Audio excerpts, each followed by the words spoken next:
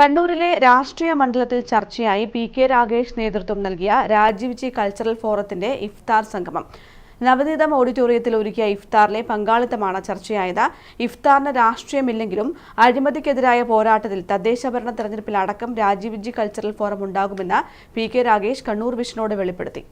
കണ്ണൂരിൽ കോൺഗ്രസ് നേതൃത്വവുമായി ഇടഞ്ഞു നിൽക്കുന്നവർ ചേർന്ന് രൂപം നൽകിയ പൊതുവേദിയാണ് Rajeev ji cultural forum. C Raghunath ഉൾപ്പെടെയുള്ളവർ ചേർന്നാണ് ഇത് രൂപീകരിച്ചത്. രഘുനാഥ് ബി.ജെ.പിയിലേക്ക് പോയതോടെ പി.കെ. രാഗേഷിന്റെ നേതൃത്വത്തിലാണ് പ്രവർത്തനം. രാജീവ് ജി കൾച്ചറൽ ഫോറം നവനീതം ഓഡിറ്റോറിയത്തിൽ സംഘടിപ്പിച്ച ഇഫ്താറിൽ നൂറുകണക്കിന് ആളുകളാണ് എത്തിയത്. ഓഡിറ്റോറിയം നിറഞ്ഞു കവിഞ്ഞു. ഇതുതന്നെയാണ് ഈ ഇഫ്താറിനെ രാഷ്ട്രീയ മണ്ഡലങ്ങളിൽ ചർച്ചയാക്കുന്നതും. കോൺഗ്രസുമായി ഇടഞ്ഞു നിൽക്കുന്നവരാണ് ഈ ചടങ്ങിനെത്തിയതിൽ ഭൂരിഭാഗവും. ചുക്ലിയിലെ Dayanandan master, councillor K P. Anitha, മുൻ കൌൺസിലർമാരായ T C. Thaha, T K. Vasantha, K. Jemini തുടങ്ങിയവരും എത്തിയിരുന്നു. കണ്ണൂർ ബ്ലോക്ക് പരിധിയിൽ നിന്നാണ് കൂടുതൽ പേരും ചടങ്ങിന് എത്തിയത്. ഇഫ്താറിന് രാഷ്ട്രീയമില്ലെങ്കിലും രാജീവ് ജി കൾച്ചർ ഫോറത്തിന്റെ പ്രവർത്തനം ശക്തിപ്പെടുത്തുമെന്നും തദ്ദേശഭരണ തെരഞ്ഞെടുപ്പിൽ അടക്കം സജീവമായി ഉണ്ടാകുമെന്നും corporation standing committee chairman PK. Ragesh പറഞ്ഞു.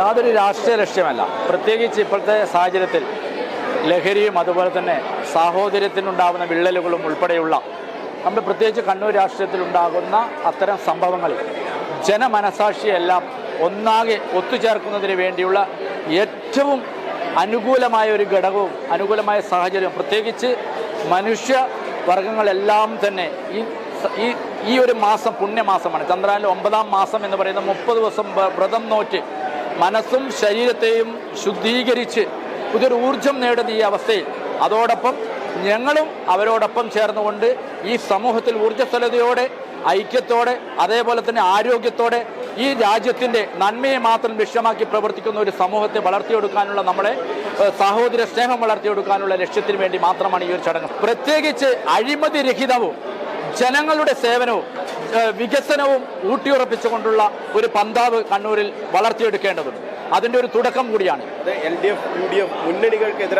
അങ്ങനെ ഒരു മുന്നണിക്കെതിരല്ല. ഇവിടെ അഴിമതിയില്ലാത്ത അഴിമതിരഹിതമായ ഇന്ന് ഏത് പ്രവൃത്തിയിലും ഏത് പദ്ധതികളിലും അഴിമതികളാണ് മുടലിച്ചു നിൽക്കുന്നത്. നിങ്ങൾക്കറിയാം, പയ്യാമ്പലത്ത് ശ്മശാനത്തിനകത്ത് അതായത് മൃതദേഹത്തിൽ പോലും അഴിമതി, അതോടൊപ്പം തന്നെ മാലിന്യത്തിൽ അഴിമതി, സർവത്ര അഴിമതിയുമാണ്.